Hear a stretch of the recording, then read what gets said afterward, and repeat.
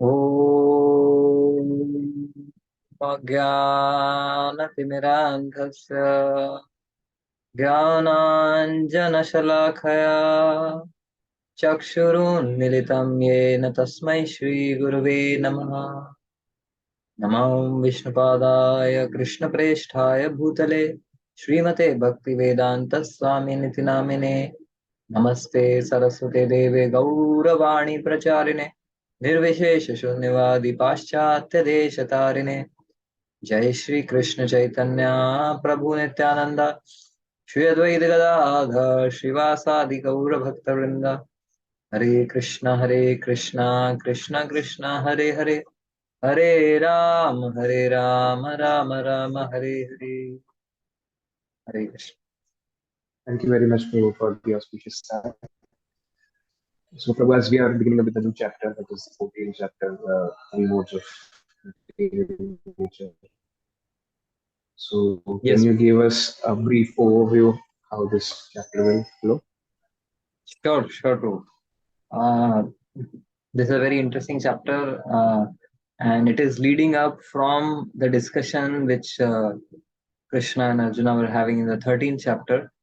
So, as a follow up to that, which Krishna described in the 13th chapter, Krishna said, Karanam guna sangasya sad asad yoni janmashu. By contact with the material modes of nature, guna sanga asya sad asad, the living entities are born in different types of forms of animals, of reptiles, of birds, of trees, plants, vegetation, and humans, higher and lower forms.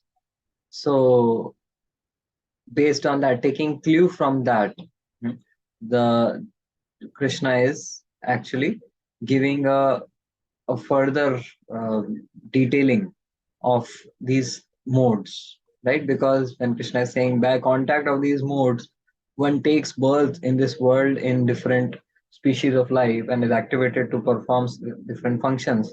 So there's a natural curiosity to know more about these modes, and that's what Krishna does in the 14th chapter. So let me share screen with you with my summary notes of the 14th chapter. So, Yes, Prabhu. thank you, Subhashini ji, thank you, Vedpriya, and thank you, Navish, for joining us. So, let's look at the summary of the 14th chapter. So, chapter 13 described how the pure soul is situated in the Prakriti and enjoys the variegated forms of the Prakriti created by the modes. Karanam Gunasangasya Sadasad Yoni Janmashu. That's what we were discussing, that 22nd verse of the 13th chapter.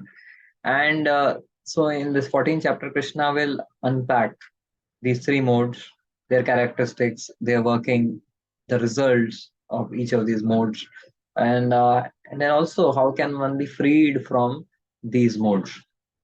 To begin with, Krishna at the outset, he talks about the super excellence of the knowledge of the modes. Hmm. That this knowledge is so powerful, so potent, that if one attains this knowledge, one revives one's transcendental nature beyond these modes. So, just by having knowledge about these modes, knowledge of the operation and working of these modes, one can go beyond the modes and can become liberated from the cycle of birth and death.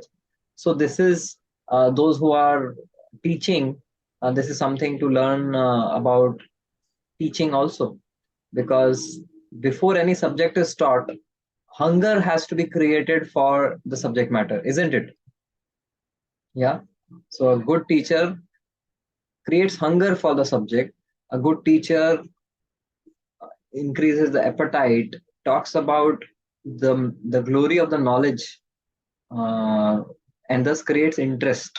So therefore, Krishna is creating that curiosity and interest, and then Krishna talks about how the the living entities take birth in this world. So Krishna says, making Prakriti or Mahat as the womb, the Mahat Tattva or Prakriti as the womb, Krishna is a seed giving father. So Prakriti has, or Mahat Tattva is made up of all the elements and the modes: earth, water, fire, air, ether, all the all the sense organs, everything is there in Prakriti. It's the nature. But the nature, the material nature is just the facility. But the user of that facility is the spirit soul. Um, that which Krishna speaks about in the seventh chapter. Apareyam itastu anyam prakritim vidhi me param jiva bhuta mahabaho yayedam dhare jagat. That to utilize this prakriti and to lord over this prakriti, the Lord impregnates the prakriti with the seeds of these living entities, and so this is how the creation takes place. That is explained in the third and fourth verse. Then very wonderfully Krishna talks about the Prakriti has these three gunas or three modes. This Prakriti is like a fabric made up of three threads, right? If you have a fabric made up of three threads, so anything in that fabric, whatever colors, textures, designs that you see are made up of these three, threads, right? So Krishna is saying that these three threads or modes have these like characteristics. So he talks about the cause, the source. Mode of goodness is rooted in purity, mode of passion in desires and lust, and ignorance in mode of ignorance of tamogun, it is rooted in agyana jam. Like it's basically born out of agyana, which means the opposite of knowledge or lack of knowledge.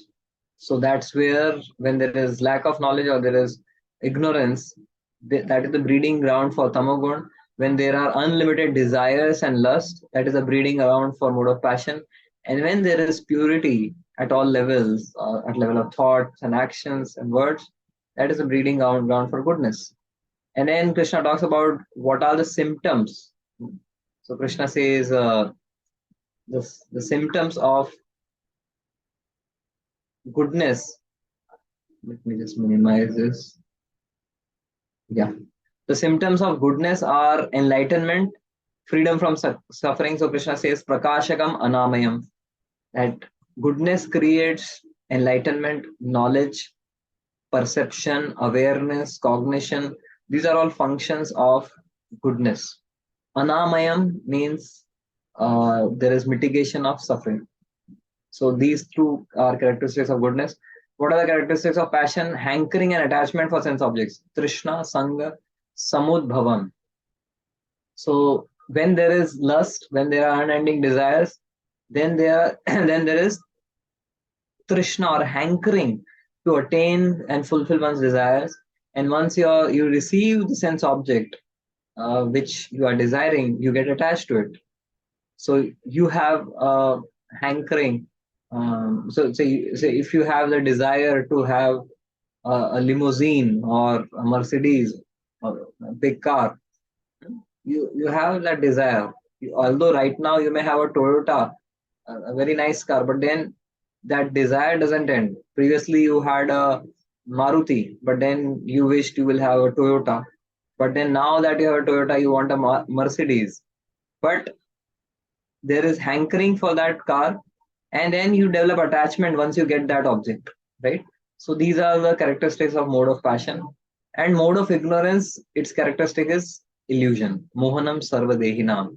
It just creates delusion and darkness.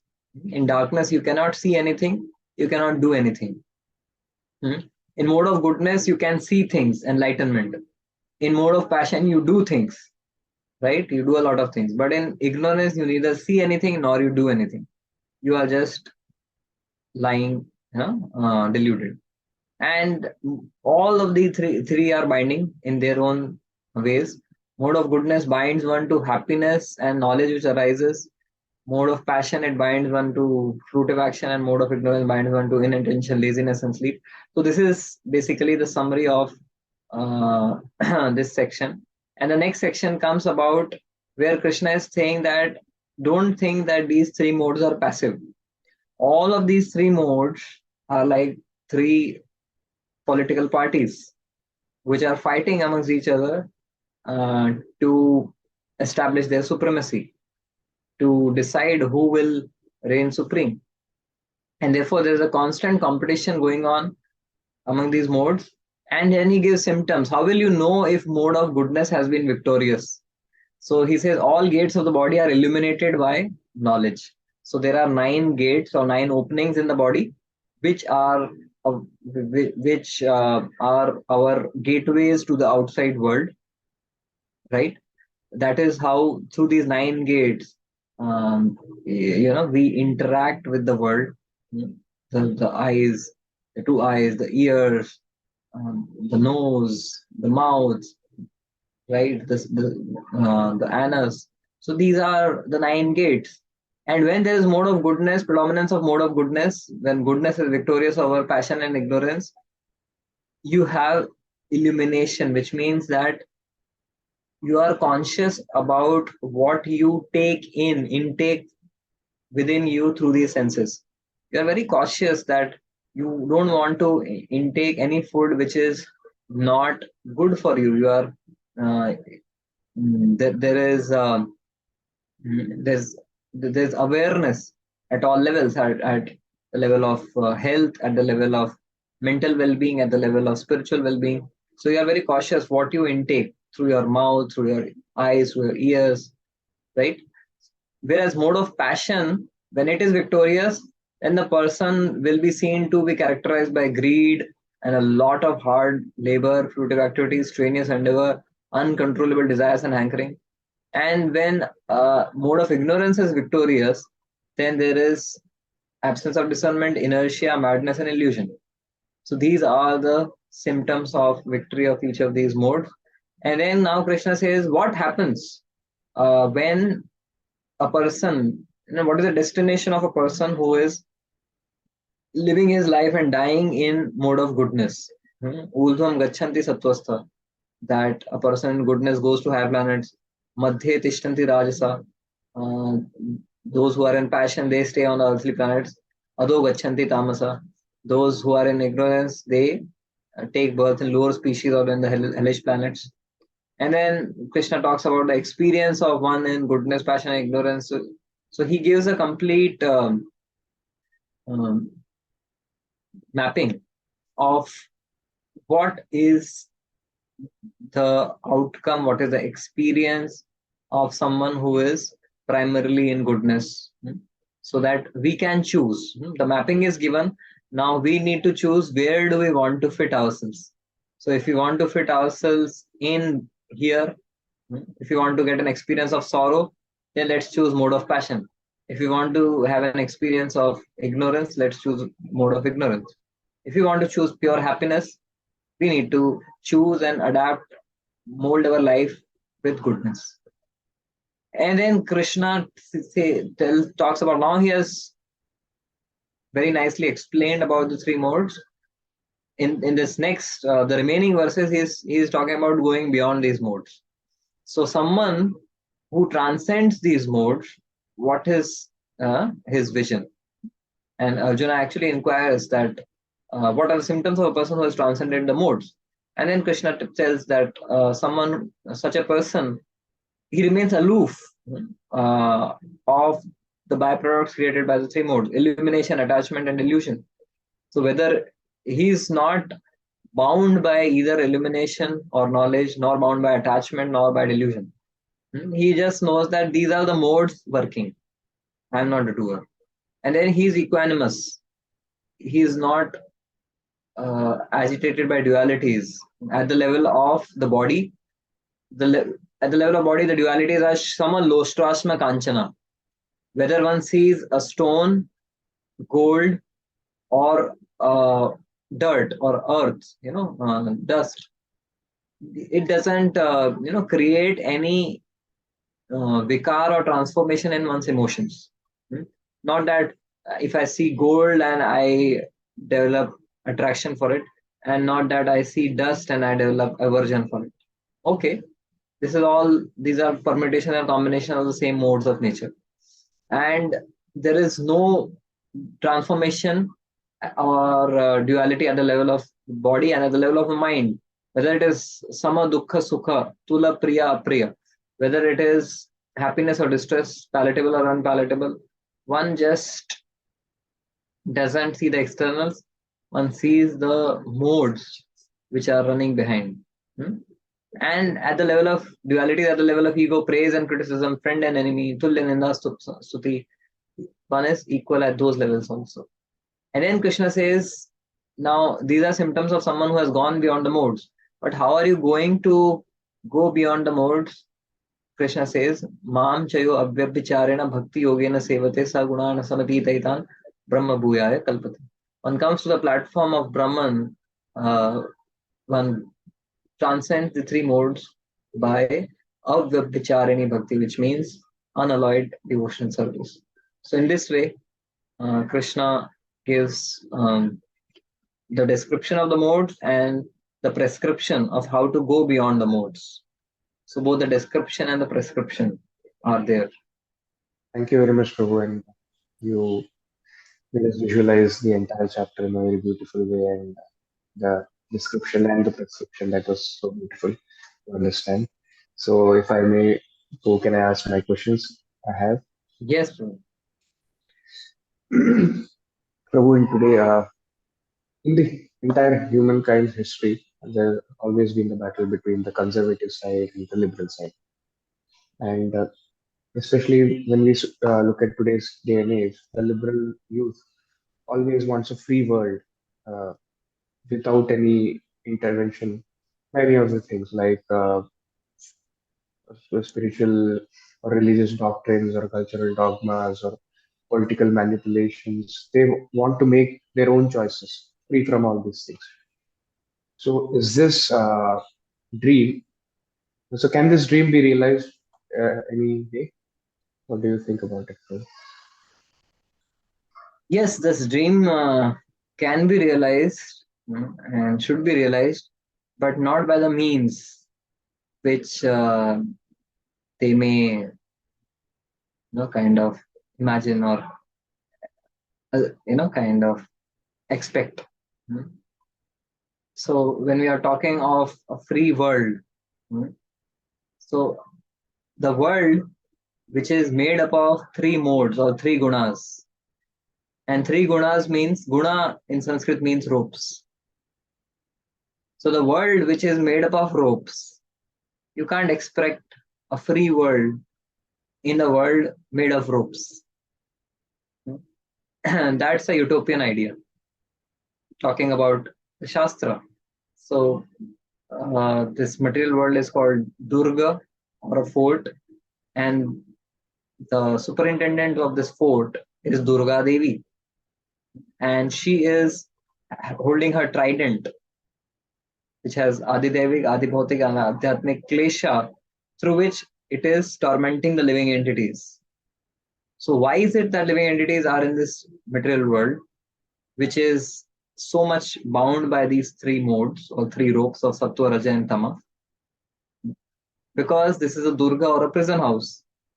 And a prison house, to expect freedom in a prison house, to say, oh, we will have complete freedom in a prison house, means that the prisoners, they not only need a prison, they also need a mental asylum.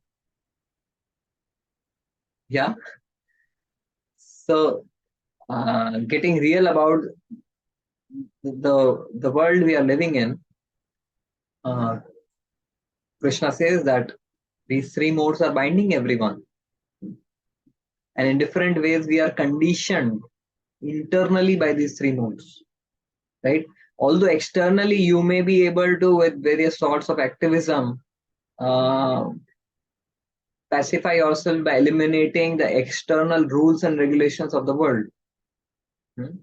Let there be no traffic rules. Let there be no government legislations.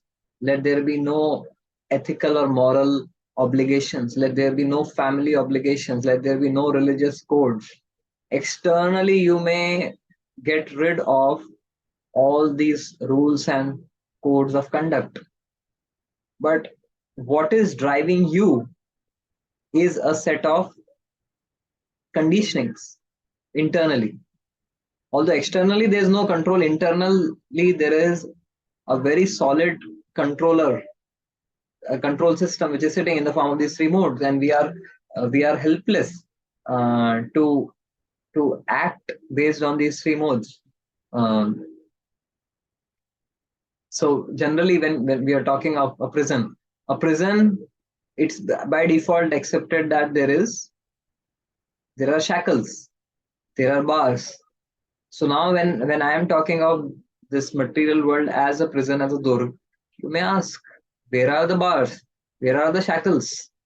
So the shackles and bars are not visible shackles and bars outside. These shackles and bars are there within, internally in our consciousness.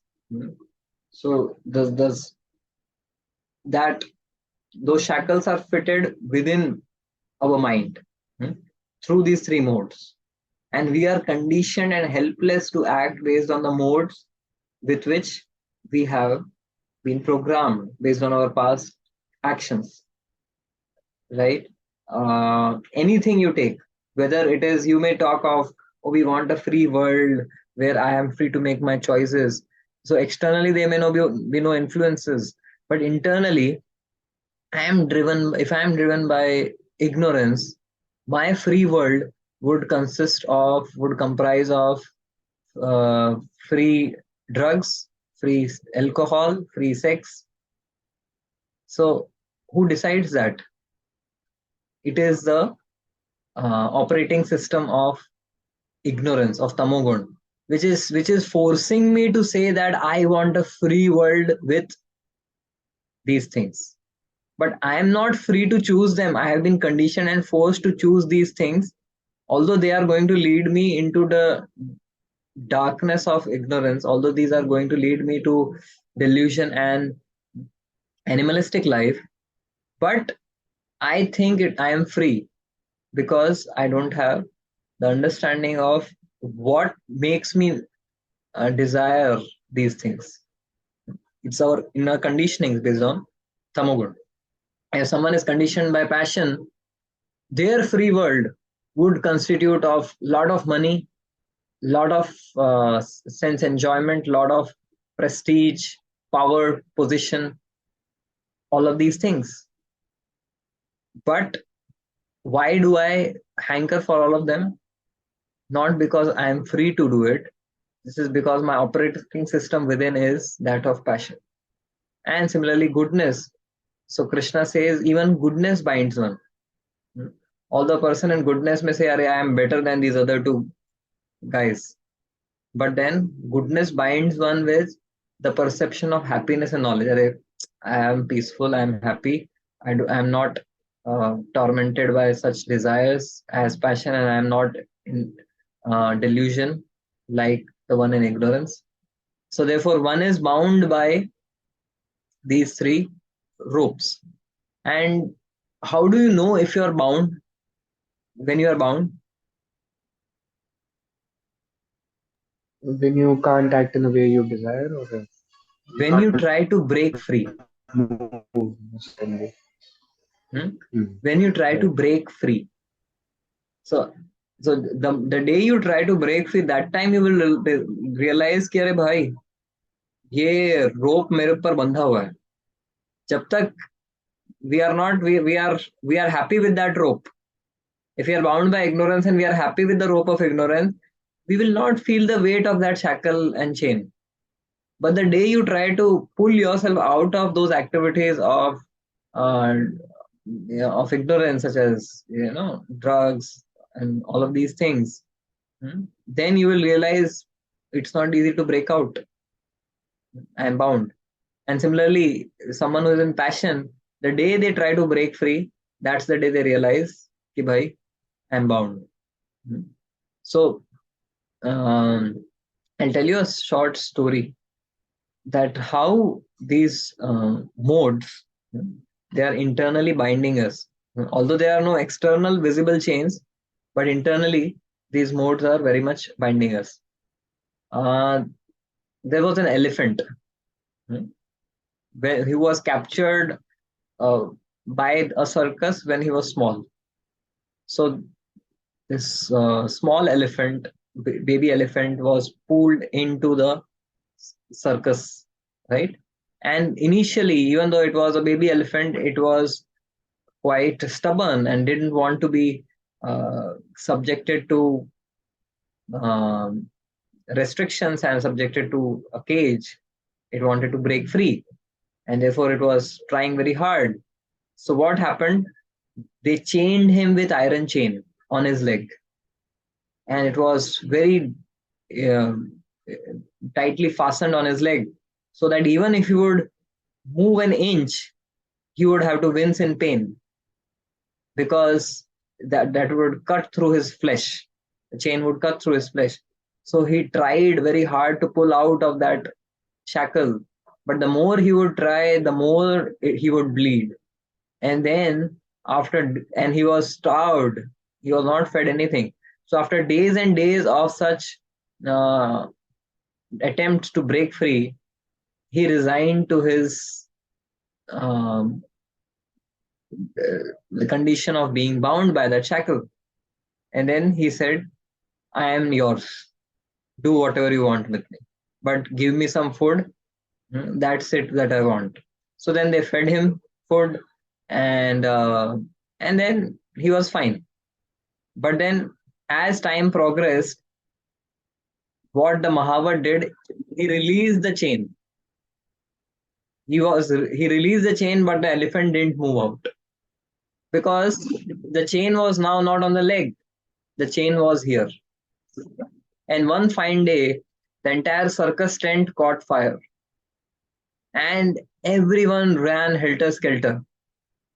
Now, what happened to this poor elephant? The poor elephant, since his childhood, thought that it is bound, that its legs are tied, it can't move out.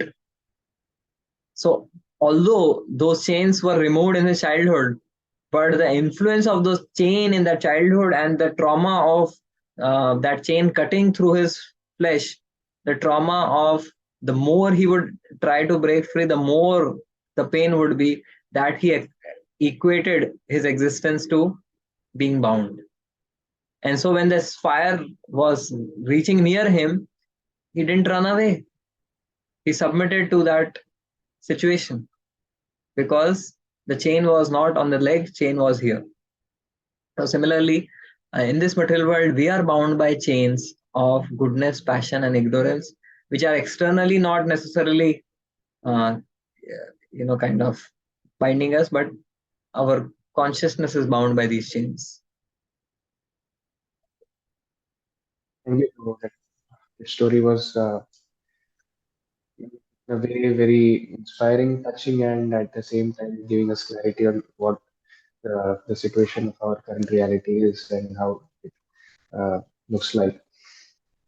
Moving on, Prabhu. So, the psychologists of the modern day have given us so many personality types.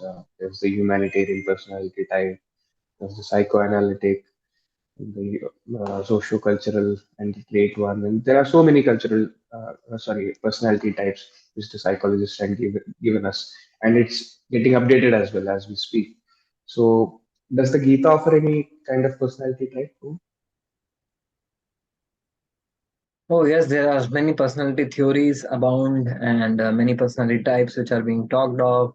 The Meyer-Briggs personality types, and the Enneagram, the 9 personality types, and you have DISC personality theory. So there are many personality theories, and the idea is because we see patterns in human behavior, right? We see patterns, and therefore there is um, a tendency to categorize people into different boxes, and that's very natural, because although the soul is unique, hmm, the the matter, the conditionings that we have, the material conditionings that we have, they follow certain patterns. Every soul is a unique individual soul. very completely different from other soul, right? But the body that we have been given, the mind that we have been given, they are there are patterns based on their um, makeup, right? So the Bhagavad Gita doesn't give us a very strict categories or codified categories of personality types. Rather, it gives us a concept of energy fields, that there are three energy fields. We are talking of nature, that natures of individuals uh, correlate to and map with different personality types, right? So, so Krishna is saying this material nature itself has been codified into three different energy fields. The material energy has these three different um, settings: the setting of Sattvagun, the setting of Rajogun, and the setting of Tamogun. And these three different energy fields, permutations and combinations of these three energy fields can produce tens and thousands of personality types. Yeah. So, what are these three energy fields? Tamogun is the energy field of it is the dark energy or the putrefying energy. Yeah. So just as there is magnetic energy, thus just as there is electrical energy, just as and there is magnetic field associated with magnetic energy.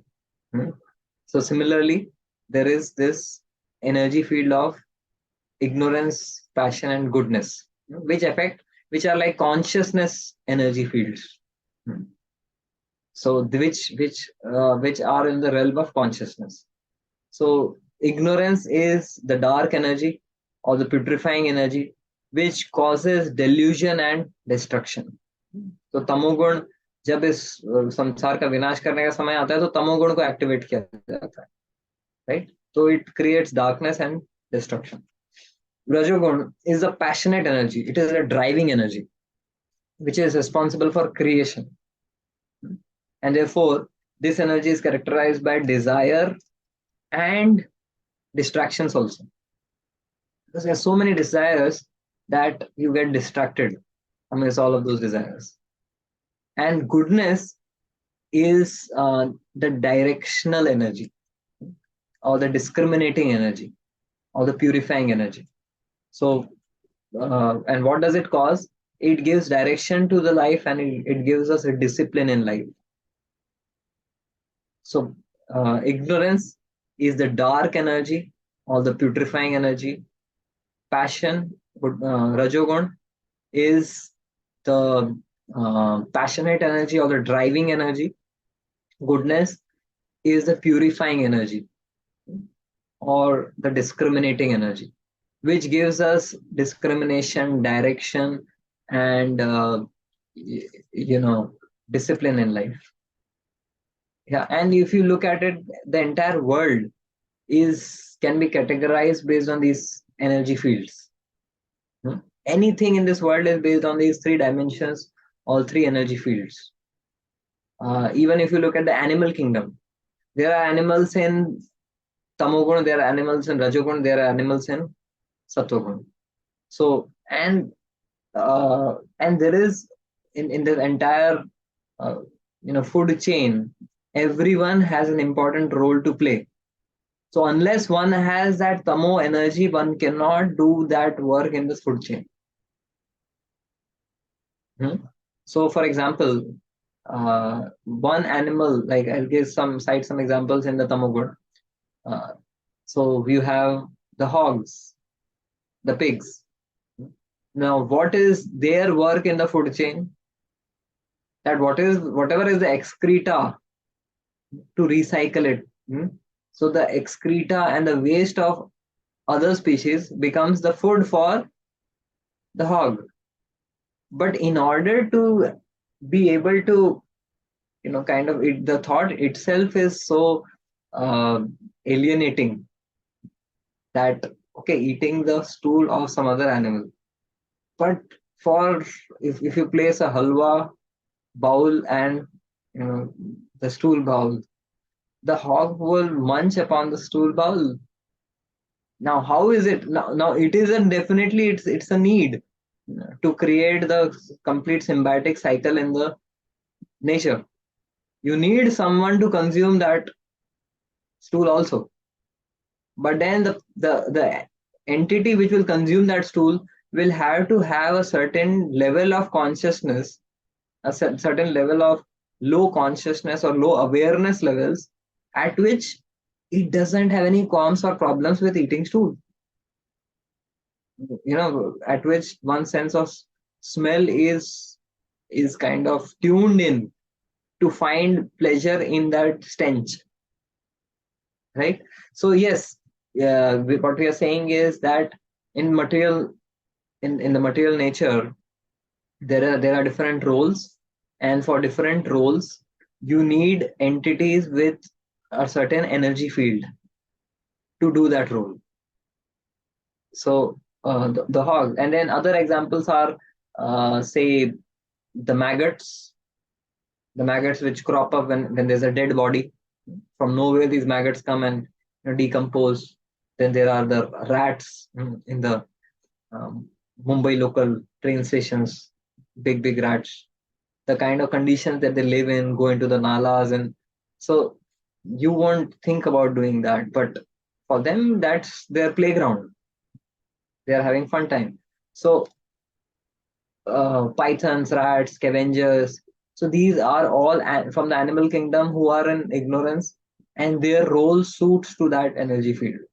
Now, talking of Rajogun and the passionate or driving energy, you have animals like the tiger, the donkeys, the ants, the honeybees. Now, the ants and honeybees, they do a lot of hard work. The honeybee is all the time collecting honey, and drops of honey, through pollen, collecting, pollens from thousands of flowers, makes one drop of honey. And the honeybee creates all of this honey in the beehive, only to realize that at the end, uh, that honey is all taken away by humans or by the beer, and the honeybee doesn't get anything. So similarly, in this world, the people with passionate energy who are so much passionate about earning wealth, getting position and power, there's a lot of hard work involved. But then all the honey that they collect, they are not able to enjoy.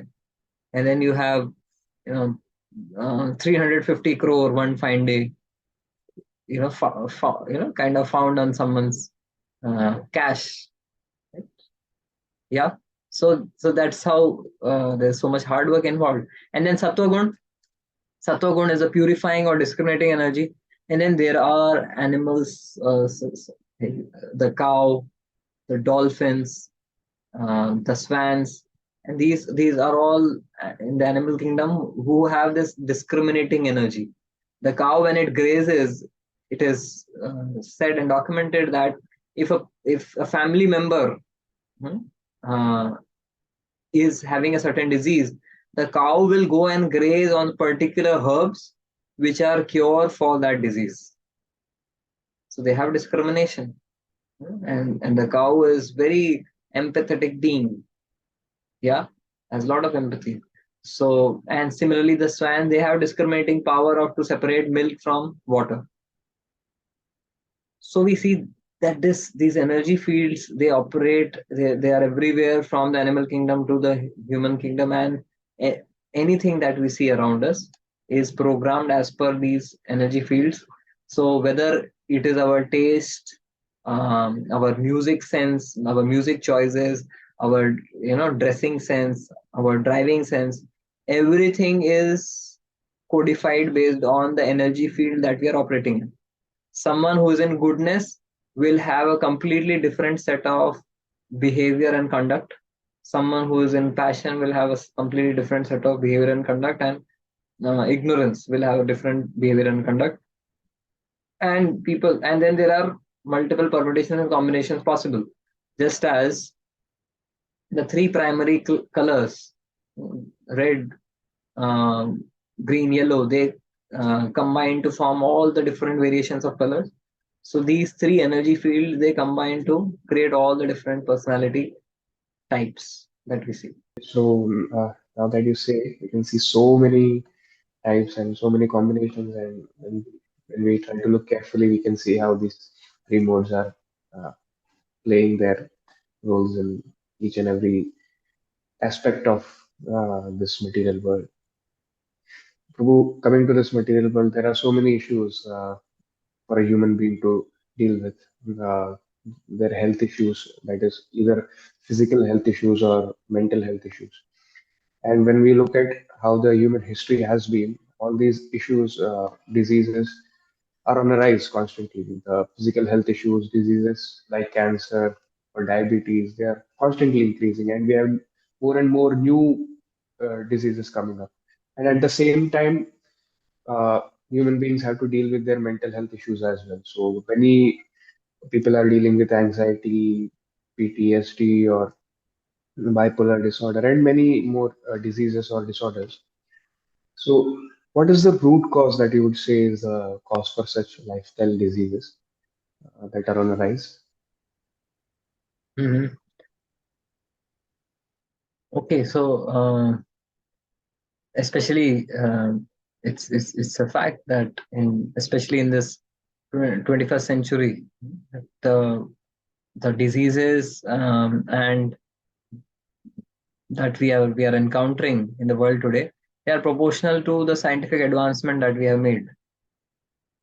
The gifts of scientific advancement are manifold, and one of those gifts are these lifestyle diseases, which people, which someone said that people spend their life, they spend their health to get wealth, and then they spend all their wealth to get back their health, which eventually it's not possible to get. Yeah? So so therefore it's like an epidemic, mental disorders, such as you described, PTSD, post trauma, this disorder, and so these kind of psychological disorders, bipolar disorder, these are becoming quite common. And then also the physical ailments which were unheard of in such proportions, such as cancer, such as diabetes, such as heart failures, they have become so rampant. Why is it so? Hmm? The reason to this, the root cause of this also lies in the discussion we were having about the energy fields, about the modes. When we talk about these energy fields, everything within us and everything without us, outside us, is programmed, based on these energy fields. And if we live a life aligned to these energy fields, there is resonance, there is prosperity, there is health. But if we if we are not aligned, if we defy these energy fields, there's a lot of friction, there's a lot of wear and tear in our lives, which is quite obvious. Agar, um, if there is a certain magnetic field, and if I align to that magnetic field, I can derive power from that. But if I act against that magnetic field, right? If I have a big magnet, so if the opposite pole of a small magnet is brought close to that big magnet, it will rush towards the big magnet. That the magnetic field of the big magnet will act, positively.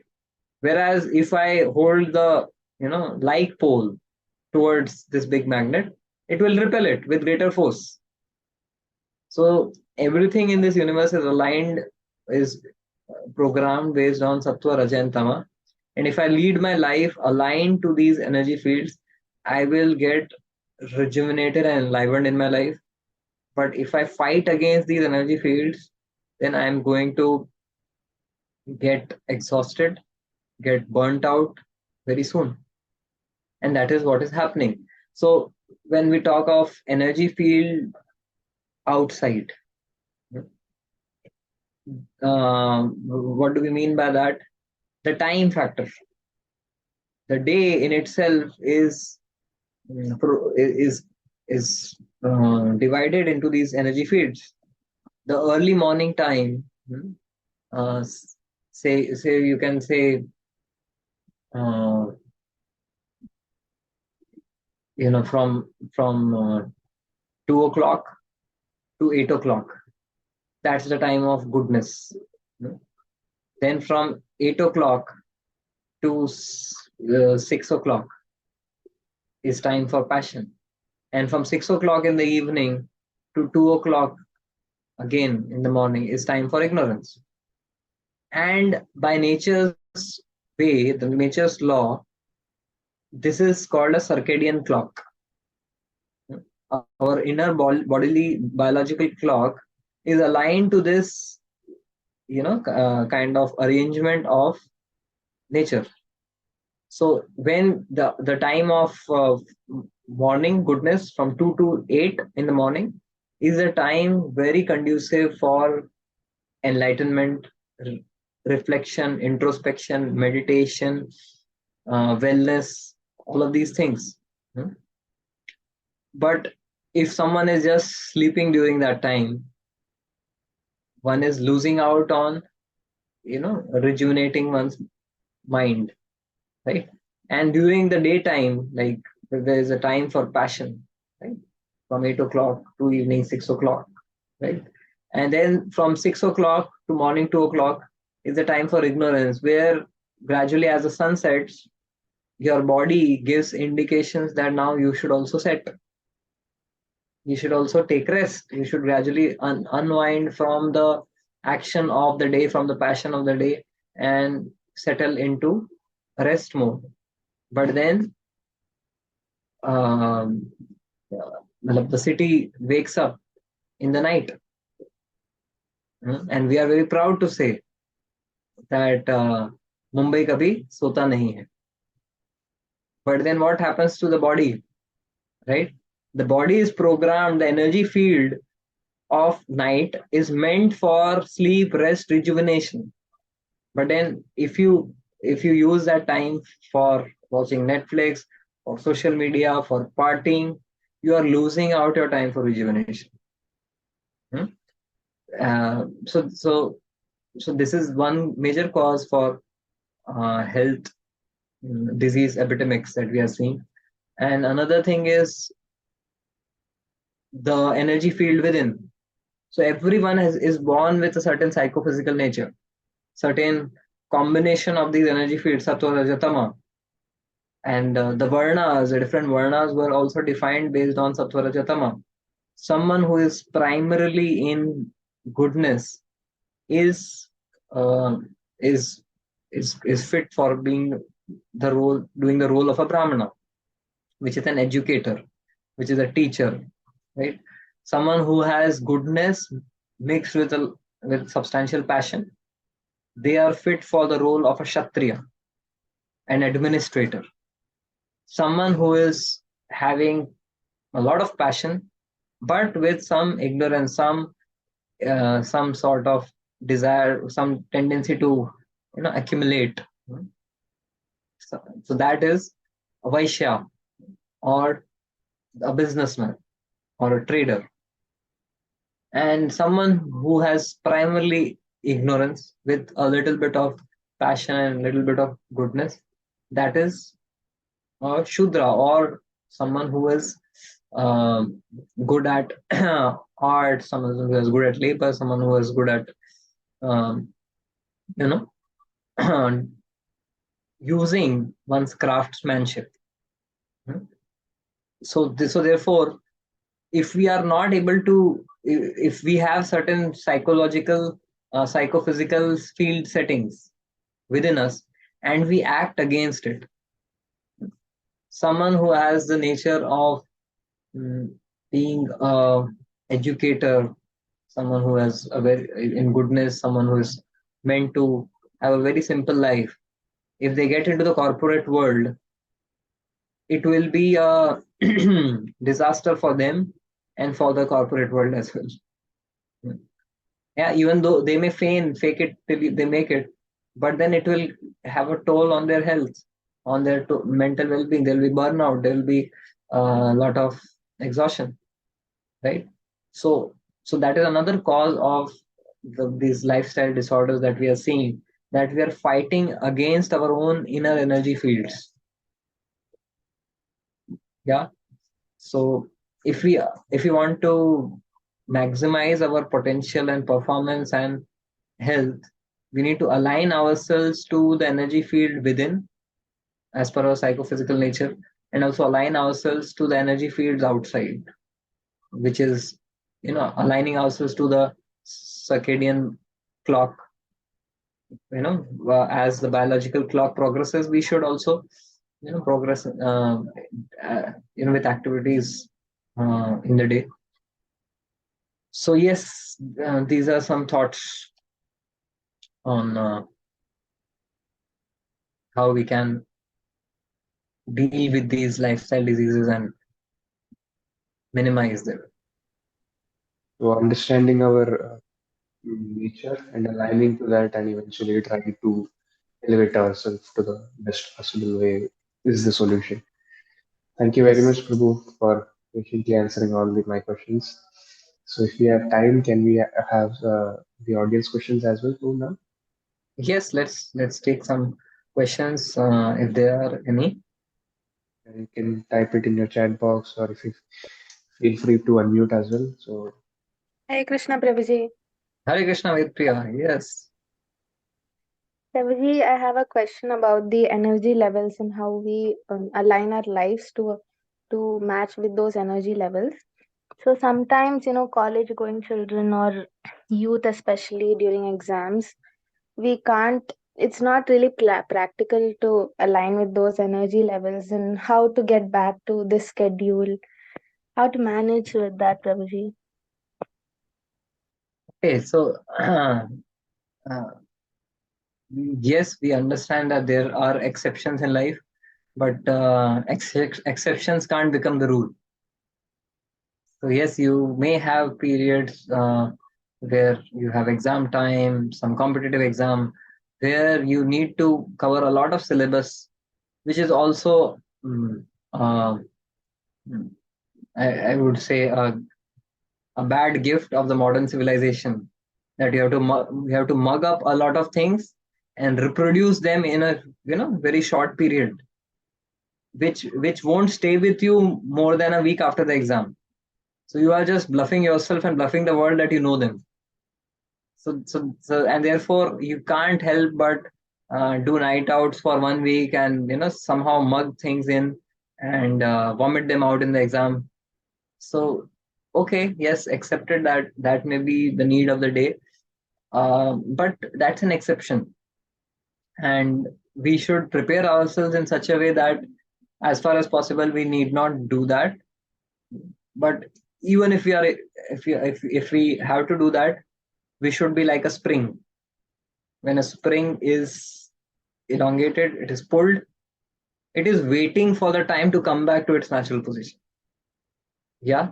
So those periods where you have to stretch yourself outside your natural biological circadian clock, uh, that time you should kind of immediately recoil back to your original schedule, which is conducive for you, for your health, for your mental wellness and spiritual growth, isn't it? Yes, Prabhuji. Thank you. Thank you, Prabhuji. Yes, more questions, please. I guess Dr. Anupriya Savanji has a question she had mentioned earlier in the Yeah, chat yeah, box. yeah, yes. So yes, please, Anupriya, please ask. And Hare Krishna, Prabhuji. Hare Krishna. Thank you for the enlightening session. Prabhuji, I had this question that since last year I've been hearing about law of attraction, like people, those who have read that book, The Secret. So I have one employee, the staff, so she was mentioning this, that ma'am, you should try this. So please tell me about that. Hmm.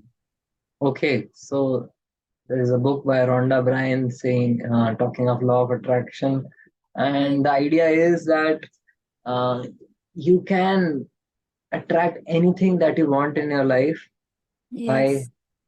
your desiring strongly. You can manifest things in your life. Yes. Yes. Just that if you make your mental makeup aligned, you can practically attract anything Yes. from the world.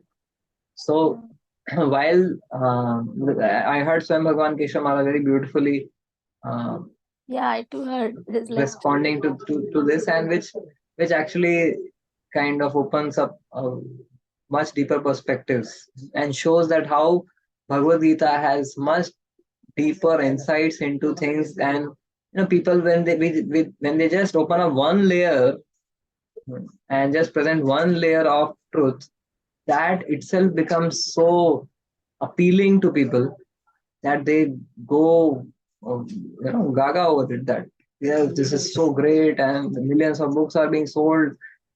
Thousands of people are becoming manifestation coaches, and Yes. spending money. It has become a business now. Yeah, it's a big business, and everyone is promising that we will allow you, we will help you manifest anything that you want in your life. Yeah. So, but we should count our blessings that we have the knowledge of Gita, which doesn't just sell some half-baked, uh, you know, truth, which gives us a complete truth. So now there are three aspects to it. First of all, yes, to some extent, our mindset has a corresponding proportional relationship with what we attract in our life, right? Based on our mindset, we we filter out a number of things from our life. Someone who has um, you attract the kind of friends based on your mindset, isn't it? So how did you get those kind of friends? खूब मिलेगा रंग जब मिल बैठेंगे 3 यार back Piper के साथ, तो आप बोलोगे अरे ये मेरा दोस्त सबसे करीबी दोस्त है, लेकिन आपने उसको अट्रैक्ट किया है बिकॉज हिज एनर्जी एंड आपका एनर्जी मैच हो रहा है. To some extent this is true, but then a deeper level of reality is you cannot attract practical like anything that you want. It's one thing is your mindset, second thing is your karma, right? We may want to if everyone, just imagine if everyone um, decides that this law of attraction works and I want to become the president of United States. All the citizens of US, they all try out this law of attraction and manifestation. कौन बनेगा president? कोई भी नहीं बनेगा. जिसको बनना है उसी वही बनेगा, right? So it is the law of karma is superior to law of attraction. Law of attraction means that what they call it, that is different, but what the understanding which Gita gives is that ध्यायतो विषयाम पुंसा संगतेषु पजायते संग संजायते कामा काम क्रोधा विजायते. ध्यायतो, if you contemplate on something too long, then you develop attachment for it, right? And then when you develop attachment for it, you endeavor for getting it. So then when you endeavor for getting it, whether you get it or not, that you cannot decide. Your intensity of endeavor can be based on the intensity of your contemplation and desire. But then even after the most intense endeavor, whether you get that object, that is based on your karma. But then Maharaj says there's a deeper understanding to this principle, that okay, even if considered and assumed that with your desire and with your endeavor you attract anything, but are you attracting the right things in your life? Because someone said that more tears were shed by because of prayers which were answered than prayers which were not answered. So sometimes when our desires are fulfilled, and then instantly at that moment we feel very happy and elated. But then over a period of time, over some time, we realize that was a curse. That was the biggest mistake of my life. Now, what to make out of the law of attraction when you attracted that thing in your life? So, so we also need to know what are the things we should try to attract in our life. Yeah, and that is possible only with spiritual knowledge, as given in the Gita, that ऊर्ध्वं गच्छन्ति सत्त्वस्थ मध्ये तिष्ठन्ति राजसा जगन्य गुणवृत्तिस्थ तमो गच्छन्ति अधो गच्छन्ति तामसा. Then let us not attract objects and goals in the passion and ignorance. If we want to go higher, we need to align our lifestyle to goodness and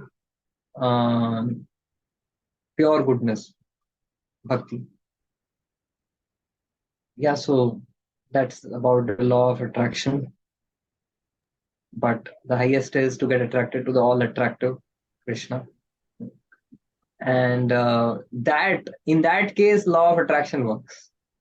And that to some extent only. If we desire very intensely to have Krishna in our life, that is the desire that we should fully have 108%. That is something which we should really desire. And if we really desire that intensely, lolyam ekalam mulyam, that the only price to get Krishna is lolyam or desire. If you have intense desire to get Krishna, that is it that we can do.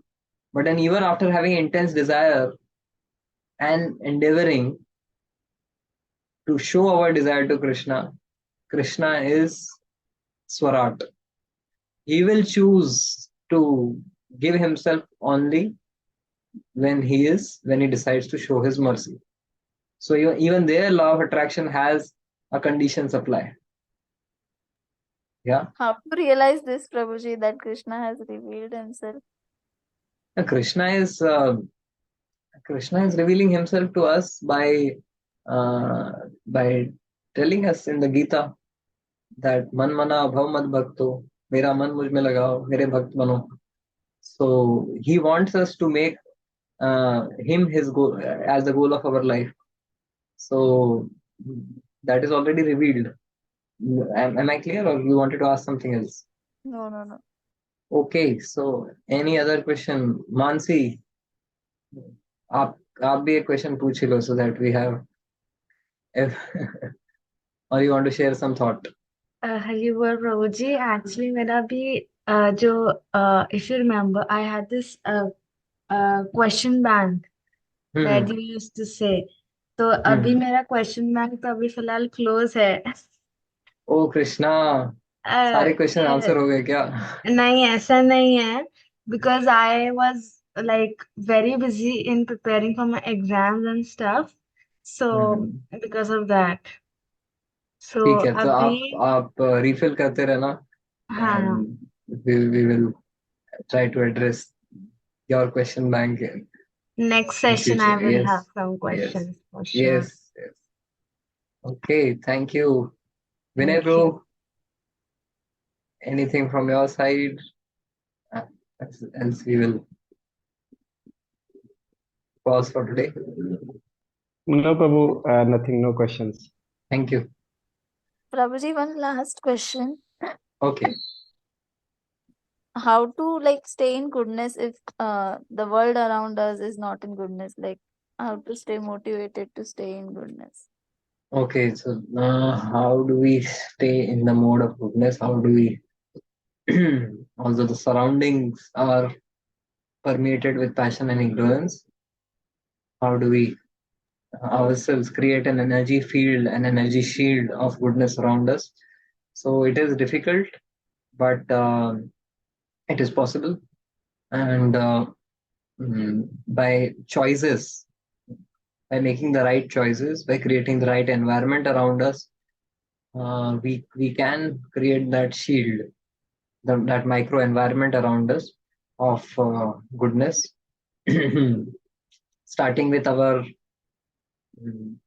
daily routine. Yeah, Yeah. so we can align our daily routine in accordance with goodness. Then we can, by our spiritual practices, we can actually तथा रजस्तमो भावा काम लोभादयश्च चेते तेरनाविद्धं स्थितं सत्त्वे prasidati.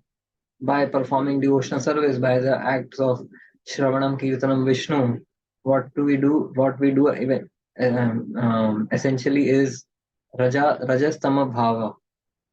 Raja and Tama and Kam and Lobh created out of Rajatama. All of those are cleaned and wiped out from our consciousness. And Chet Aite Anavidham Sthitam Sattve. And then we are established in Sattva. So by practicing devotional service, we are established in the mode of goodness. And not only established, but we can transcend the mode of goodness also. So basically, the key is in creating a micro environment around us, a shielded micro environment around us, which protects us from the influences of passion and ignorance all around us. Yeah, because some Prabhupada was in New York, in the capital and the heartland of passion and ignorance, but when he could create island of goodness in the capital and the center of all passion and ignorance, it is possible. The only thing is we need to take shelter of pure devotional service of bhakti. Then you can create an island for yourself. Okay, Yes, does it Prabhuji. make sense? Yes, yes, very nice. So we will discuss more on the 14th chapter. We have some more discussions which we will do in the coming class on Saturday. Is it not? Yes, Surya Prabhu? Yes, bro. Yes, bro. This 23rd, if I'm not wrong. Yes, Prabhu. So thank you so much for joining in, and I hope this discussion was brought some fresh perspectives and shed some new light on these questions and that we all must have encountered or thought of at some point in our life about a free society. Can we really have a free society? And we discussed that how even if you get rid of all the external rules of cultural and religious codes, internally we are bound by the code and operating system of the three modes. So actually there cannot be a free society because internally we are shackled. And then about the question about personality types. So Gita talks about energy, personality, energy fields. And depending on the kind of energy field one is in, one has certain traits and characteristics. Yeah. And then we also discussed lastly about that the burnouts and the diseases which we are seeing in today's world, what is the root cause and how we could handle them. And it again boils down to aligning ourselves to the energy fields if we are trying to resist or go against these energy fields internally against our psychophysical nature, we will get exhausted. And if we try to go against the energy field of nature outside, we'll again get exhausted. So better to go against the push of the society than go against the push of the modes, because modes are more powerful than the society. These modes will cause more damage to us than what the society can do if we don't follow um, the instincts and the rules of the society. Yes, Vedpri, I think our summary triggered some questions. Yes, Prabhuji, the last question I asked, I forgot to ask one thing. So suppose we went out of the alignment of the energy levels, and when we want to come back to it, so should we do it immediately or does it have to be done gradually? What is the correct way to get back to the energy levels? Um, so if it was just a short period of misalignment, if it was just a short period where for some time you went out of your general schedule, you can try to come back to it quickly. But if it was a long spell and then your body is accustomed to it, is in that inertia mode, hmm, which is a characteristic of the mode of ignorance. There's inertia. Then you might need to, gradually, over a period of a week, come back to the normal schedule. And the best way to pull yourself out of that inertia is putting yourself in the right association. Because one is aligning yourself to the energy field of the modes. Another is aligning yourself to the spiritual energy of association of devotees. And this in Kali Yuga, Sangha Shakti is in Sangha. So when we are in association of devotees, most impossible things, they become very easily possible. So so when you are encountering a situation where you are thrown out of your natural general schedule, then immediately take a plunge in devotee association. Go for a yatra with devotees, and within no time you will find yourself flying high into the right energy fields. So that is a quick fix which will work. Yes, Vedpriya. Yes, Prabhuji, I got it. Thank you. Thank you. Hare Krishna. Shri Thank you very Prabhupada much, ki Prabhu. jai. Jai.